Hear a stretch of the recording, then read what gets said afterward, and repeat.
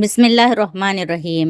అస్సలాముఅలైకుం వరహమతుల్లాహి వబరకాతుహు. Friends, దర్సె Quran Telugu అనువాదం శీర్షికలో ఈరోజు 67వ సూరహ్ అల్ ముల్క్ యొక్క అనువాదాన్ని చదువుదాం. ఈ సూరహ్లో 30 ఆయతులు ఉన్నాయి. ఇది మక్కా నగరంలో అవతరింపచేయబడింది. అల్ ముల్క్ అంటే అధికారం, ఆధిపత్యం, రాజ్యం, సామ్రాజ్యాధిపత్యం, ప్రభుత్వం.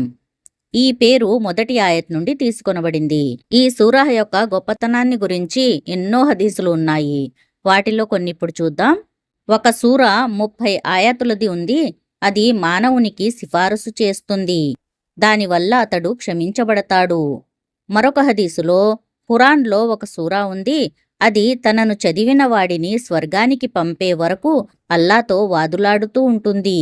మరొక హదీస్లో ప్రవక్త ముహమ్మద్ సల్లల్లాహు అలైహి వసల్లం రాత్రి నిద్రపోకముందు 32వ సూరహ్ అస్-సజ్దా మరియు 67వ సూరహ్ అల్ ముల్క్ తప్పక చదివేవారు. మరొక సహీహ్ రివాయత్లో ఇలా ఉంది: సూరహ్ అల్ ముల్క్ గోరి శిక్ష నుండి కాపాడుతుంది.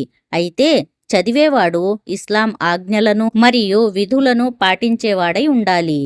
ఫ్రెండ్స్, ఇప్పుడు ఆలస్యం చేయకుండా సూరహ్ అల్ ముల్క్ యొక్క అనువాదాన్ని చదువుదాం. మీరు కూడా నాతో పాటు చదవండి. బిస్మిల్లాహిర్రహ్మానిర్రహీం. అనంత కరుణామయుడు, అపార కృపాశీలుడు అయిన అల్లా పేరుతో ప్రారంభిస్తున్నాను.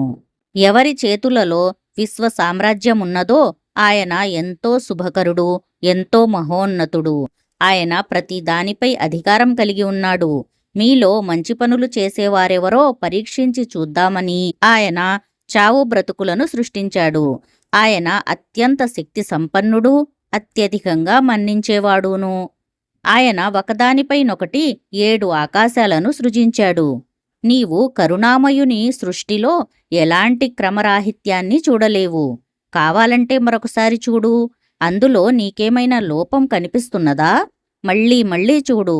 నీ చూపులు అలసిపోయి విఫలమై వెనుకకు తిరిగి వస్తాయి. మేము మీకు దగ్గరగా ఉన్న ఆకాశాన్ని మహోజ్వలమైన ద్వీపాలతో అలంకరించాము. వాటిని శైతానులను తరిమికొట్టే సాధనాలుగా చేశాము. ఈ శైతానుల కొరకు మేము మండే అగ్నిని సిద్ధం చేసి ఉంచాము. తమ ప్రభువును తిరస్కరించిన ప్రజలకు నరకశిక్ష పడుతుంది. అది చాలా చెడ్డ నివాస స్థలం.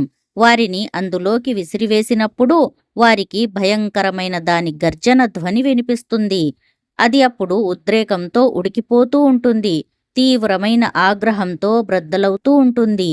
ఏదైనా ఒక గుంపును అందులో వేసిన ప్రతిసారి దాని కాపలాదారులు మీ వద్దకు హెచ్చరించేవారు రాలేదా అని వారిని అడుగుతారు.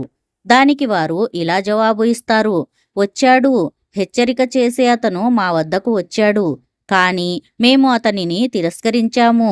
అల్లా దేన్ని అవతరింపచేయలేదు, నీవు మార్గభ్రష్టుడవైపోయావు అని మేము అతనితో అన్నాము.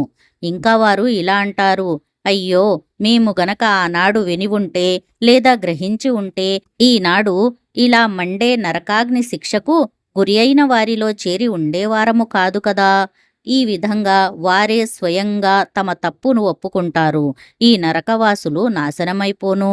చూడకుండానే తమ ప్రభువుకు భయపడే వారికి తప్పకుండా మన్నింపు, గొప్ప ప్రతిఫలం లభిస్తాయి. మీరు మెల్లగా మాట్లాడినా లేక బిగ్గరగా పలికినా అల్లాకు రెండూ ఒకటే.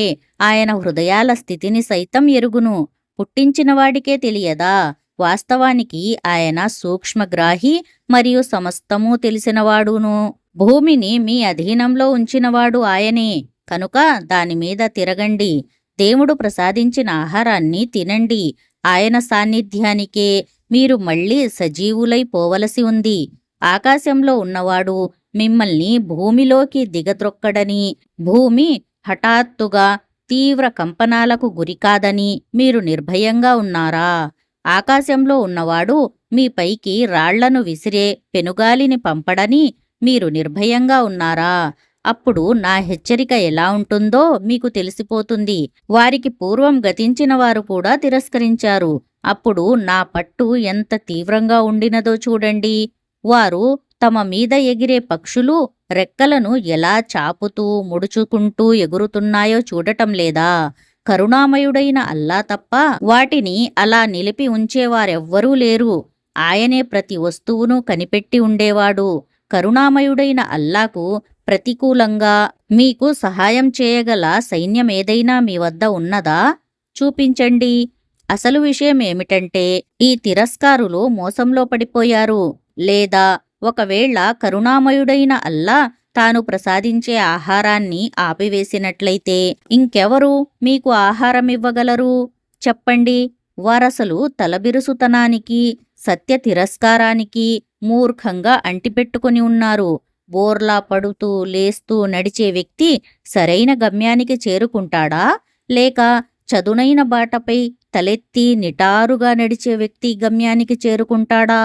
కాస్త ఆలోచించండి. వారితో ఇలా అనండి, మిమ్మల్ని పుట్టించినవాడు అల్లాయే. ఆయనే మీకు వినే చూసే శక్తులు ఇచ్చాడు. ఇంకా ఆయనే మీకు ఆలోచించే అర్థం చేసుకునే మనసు కూడా ఇచ్చాడు. కాని మీరు చాలా తక్కువగా కృతజ్ఞతలు తెలుపుతారు. వారితో ఇలా అను, అల్లాయే మిమ్మల్ని యావత్ భూమిపై వ్యాపింపజేశాడు. ఆయన వైపునకే మీరు సమీకరింపబడతారు. అప్పుడు వారు, నీవు గనక సత్యవంతుడవే అయితే ఈ వాగ్దానం ఎప్పుడు నెరవేరుతుందో చెప్పు అని అడుగుతారు. ఇలా చెప్పు, దీనికి సంబంధించిన జ్ఞానం అల్లా వద్దనే ఉంది. నేను స్పష్టంగా హెచ్చరిక చేసేవాణ్ణి మాత్రమే. తరువాత వారు దానిని సమీపంలో ఉండటం చూసినప్పుడు తిరస్కరించిన వారందరి ముఖాలు వెలవెలబోతాయి. అప్పుడు వారితో, మీరు మాటిమాటికి అడుగుతుండేది ఇదే అని అనటం జరుగుతుంది. వీరితో ఇలా చెప్పు, మీరెప్పుడైనా ఈ విషయం గురించి ఆలోచించారా? అల్లా నన్ను, నా అనుచరులను నాశనం చేయనూవచ్చు, లేదా మమ్మల్ని కరుణించనూవచ్చు. కాని తిరస్కారులను వ్యధాభరితమైన శిక్ష నుండి ఎవరు రక్షిస్తారు? వారితో ఇంకా ఇలా అను, ఆయన ఎంతో కరుణామయుడు. ఆయననే మేము విశ్వసించాము. ఆయననే మేము నమ్ముకున్నాము. ఎవరు పూర్తిగా మార్గభ్రష్టులై ఉన్నారో త్వరలోనే మీకు తెలిసిపోతుంది. వీరికి ఇలా చెప్పు, ఎప్పుడైనా మీరు ఈ విషయం గురించి కూడా ఆలోచించారా? ఒకవేళ మీ బావులలోని నీరు భూమి లోపలకు ఇంకిపోతే ప్రవహించే ఈ నీటి ఊటలను మళ్లీ మీకోసం బయటకు తెచ్చేదెవరు? అల్హమ్దులిల్లా. ఇంతటితో సూరహ్ అల్ ముల్క్ యొక్క అనువాదం పూర్తి అయినది. ఇన్షాల్లా ఇప్పుడు 68వ సూర అల్ కలం యొక్క అనువాదాన్ని చదువుదాం. కలమున్ అంటే ద పెన్, కలం. ఈ సూరా పేరు మొదటి ఆయత్ నుండి తీసుకొనబడింది. ఇది మొదటి మక్కా కాలపు సూరా. అవతరణా క్రమంలో ఇది మూడవది. 96వ సూర సూరహ్ అల్ అలహ్ యొక్క మొదటి 5 ఆయతుల తరువాత 74వ సూర అల్ ముదస్సిర్ అవతరింపచేయబడింది. దాని తరువాత 68వ సూర అల్ కలం అవతరింపచేయబడిందని చాలామంది వ్యాఖ్యాతల అభిప్రాయం. ఈ సూరాకి మరొక పేరు సూరహ్ నూన్. ఇందులో 52 ఆయతులు ఉన్నాయి. ఇప్పుడు ఈ సూరా యొక్క అనువాదాన్ని చదువుదాం. బిస్మిల్లాహిర్ రహ్మానిర్ రహీం. అనంత కరుణామయుడు, అపార కృపాశీలుడు అయిన అల్లా పేరుతో ప్రారంభిస్తున్నాను. నూన్. కలం సాక్షిగా, లేఖకులు లిఖించేదాని సాక్షిగా. నీవు నీ ప్రభువు దయవల్ల పిచ్చివాడవు కావు. నిశ్చయంగా నీకు ఎన్నటికీ తరిగిపోని ప్రతిఫలం లభిస్తుంది. నీవు నిస్సందేహంగా మహోన్నతమైన శీలం కలవాడవు. మీలో ఎవరు ఉన్మాదానికి లోనయ్యారో త్వరలోనే నీవు చూస్తావు, వారు చూస్తారు. నీ ప్రభువుకు తన మార్గం నుండి తప్పిపోయిన వారెవరో బాగా తెలుసు. రుజుమార్గంపై ఉన్నవారెవరో కూడా ఆయనకు బాగా తెలుసు. కనుక నీవు ఈ సత్య తిరస్కారుల ఒత్తిడికి ఏమాత్రం తలవగ్గకు. నీవు గనక రాజీ పడితే వారు కూడా రాజీ పడదామని అనుకుంటున్నారు. చీటికి మాటికి ఒట్టు వేసే నీచుడికి ఏమాత్రం లొంగకు. వాడు ఎత్తి పొడుస్తూ ఉంటాడు, చాడీలు చెబుతూ తిరుగుతూ ఉంటాడు, మంచిని నిరోధిస్తూ ఉంటాడు, దౌర్జన్యం చెయ్యటంలోనూ అత్యాచారం చెయ్యటంలోనూ హద్దులు మీరుతూ ఉంటాడు. పరమ పాతకుడు, మిక్కిలి క్రూరుడు. ఈ లోపాలన్నింటితో పాటు వాడు హీనజన్ముడు కూడా. దీనంతటికీ కారణం వాడు అత్యధికంగా సిరి సంపదలు, సంతానము కలిగి ఉండటమే. మా ఆయతులు అతనికి వినిపించినప్పుడు ఇవి పూర్వకాలం నాటి కట్టుకథలే కదా అని అంటాడు. అతి త్వరలోనే మేము అతడి మూతి మీద వాతలు పెడతాము. మేము ఒక తోట యజమానులను పరీక్షకు గురిచేసిన విధంగానే వారిని అంటే మక్కావాసులను కూడా పరీక్షకు గురిచేశాము. ఆ తోట యజమానులు రేపు ఉదయం పెందలకడనే మేము వెళ్ళి మా తోటలోని పళ్ళు తప్పకుండా కోస్తాము అని ప్రమాణం చేసి మరీ అన్నారు. వారు ఎలాంటి మినహాయింపులకు భయ సందేహాలకు తావీయలేదు. ఆ రోజు రాత్రి వారు ఆదమరిచి నిద్రపోతూ ఉండగా నీ ప్రభువు నుండి ఒక ఆపద వచ్చి ఆ తోటపై విరుచుకుపడింది. అప్పుడు దాని స్థితి పంట కోసివేసిన తోట మాదిరిగా అయిపోయింది. మరునాడు ఉదయం వారు లేచి పళ్ళు కోయదలుచుకుంటే ఉదయాన్నే మనం పొలానికి వెళదాము, బయలుదేరండి అని ఒకరినొకరు పిలుచుకున్నారు. ఆ తరువాత వారు బయలుదేరారు. దారిలో నడుస్తూ ఈరోజు బీదవాళ్లెవ్వరూ తోటలో మీ వద్దకు రాకూడదు సుమా అని మెల్లగా వారు పరస్పరం చెప్పుకున్నారు. దానం ఏమీ చెయ్యకూడదని నిర్ణయించుకుని వారు తెల్లవారగానే తొందరగా అక్కడకు వెళ్లారు, తామెలాగైనా పళ్ళు కోయగలమనే ధీమాతో. కాని తోటను చూచి వారు, ఇదేమిటి, మనం దారి తప్పి వచ్చామా? కాదు, మనం సర్వము కోల్పోయాము అని అనసాగారు. వారందరిలో కాస్తంత మంచివాడు, మీరు దేవుణ్ణి ఎందుకు స్తుతించరు అని నేను మిమ్మల్ని అడగలేదా అని అన్నాడు. అప్పుడు వారు, మా ప్రభువు పరిశుద్ధుడు, నిజంగానే మేము పాపాత్ములం అని అన్నారు. తరువాత వారిలోని ప్రతి ఒక్కడూ తోటివాణ్ణి నిందించసాగాడు. చివరకు వారు పశ్చాత్తాపపడుతూ ఇలా అన్నారు, మన పరిస్థితి చాలా శోచనీయం. నిస్సందేహంగా మనం మితిమీరి ప్రవర్తించాము. మన ప్రభువు మనకు దీనికి బదులుగా దీనికంటే మెరుగైన తోటను ప్రసాదించటం అసంభవమేమీ కాదు. మనం మన ప్రభువు వైపునకు మరలుదాం. ఇలా ఉంటుంది శిక్ష. పరలోక శిక్ష దీనికంటే కూడా ఘోరంగా ఉంటుంది. అయ్యో, వారు ఈ విషయాన్ని తెలుసుకుంటే ఎంత బాగుంటుంది. నిశ్చయంగా దైవభక్తి పరాయణుల కొరకు వారి ప్రభువు వద్ద భోగభాగ్యాలతో నిండిన స్వర్గవనాలు ఉన్నాయి. మేము విధేయుల స్థితిని అపరాధుల స్థితి మాదిరిగా చేస్తామా? ఏమైంది మీకు? ఇలాంటి నిర్ణయాలు చేస్తారు. అక్కడ మీకు తప్పకుండా మీరు మీకోసం కోరుకునేదే లభిస్తుందని వ్రాసిపెట్టి ఉన్న గ్రంథం ఏదైనా ఉందా మీరు చదవటానికి? మీరు నిర్ణయించుకున్నదే మీకు లభిస్తుందనటానికి ఆధారంగా ప్రళయదినం వరకు మీరు మాతో చేసుకున్న ఒడంబడిక ఏదైనా ఉందా? మీలో ఎవరు దీనికి హామీగా ఉంటారు అని వారిని అడగండి. లేక వారు నిలబెట్టిన భాగస్వాములెవరైనా ఉన్నారా దీనికి బాధ్యత వహించటానికి? అలాగైతే తాము నిలబెట్టిన భాగస్వాములను తీసుకురావాలి. వారు గనక సత్యవంతులే అయితే కష్టకాలం దాపురించే రోజున సజదా చేయటానికి ప్రజలు పిలువబడతారు. అప్పుడు వారు సజదా చేయలేరు. వారి చోపులు క్రిందికి వాలిపోయి ఉంటాయి. అవమానం వారిని ఆవరించి ఉంటుంది. వారు నిక్షేపంగా ఉన్న కాలంలో వారిని సజదా చేయండి అని పిలవడం జరిగేది. కాని వారు తిరస్కరించేవారు.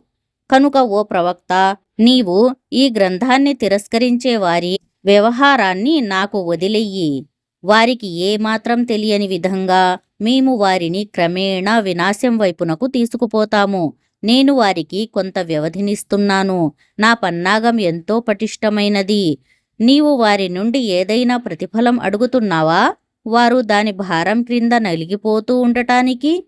వారి వద్ద ఏదైనా అతీంద్రియ జ్ఞానం ఉందా వారు దాన్ని వ్రాస్తూ ఉండటానికి? సరే, నీ ప్రభువు ఆజ్ఞ వెలువడే వరకు సహనం వహిస్తూ ఉండు. చేపవాణి అంటే యూసుఫ్ అలైహిస్సలాం మాదిరిగా వ్యవహరించకు. అతను మొరపెట్టుకున్నప్పుడు దుఃఖంలో మునిగి ఉన్నాడు. ఒకవేళ అతని ప్రభువు అనుగ్రహమే అతనికి తోడ్పడకపోయి ఉంటే అతను అవమానకరమైన స్థితిలో నిస్సారమైన మైదానంలోకి విసిరివేయబడి ఉండేవాడు. చివరకు అతని ప్రభువు అతనిని ఎన్నుకొని సజ్జనులైన దాసుల్లో చేర్చాడు. ఈ అవిశ్వాసులు ఖురాన్ని విన్నప్పుడు వారు నీ కాళ్ళు ఊడగొడతారా అన్నట్లు నిన్ను కొరకొరా చూస్తారు. ఇతను తప్పకుండా పిచ్చివాడే అని అంటారు. వాస్తవానికి ఇది సకల లోకాల వారి కొరకు అవతరించిన హితోపదేశం. అల్హమ్దులిల్లా, ఇంతటితో సూరహ్ అల్ కలం యొక్క అనువాదం పూర్తి అయినది. అల్లాహతాలా మనందరికీ ఖురాన్ని బాగా చదివి అర్థం చేసుకొని దానిపై అమలు చేసే భాగ్యాన్ని కలిగించుగాక. ఆమీన్ యా రబ్బుల్ ఆలమీన్. ఫ్రెండ్స్, మీకు మా ఈ వీడియో నచ్చినట్లయితే లైక్ చేయండి, షేర్ చేయండి. మరిన్ని ఇలాంటి వీడియోస్ కొరకు ఖురాన్ వెలుగు ఛానల్ని సబ్స్క్రైబ్ చేయండి. జజాకుముల్లాహు ఖైరన్ కసీరా. అస్సలాము అలైకుం వరహ్మతుల్లాహి వబరకాతుహు.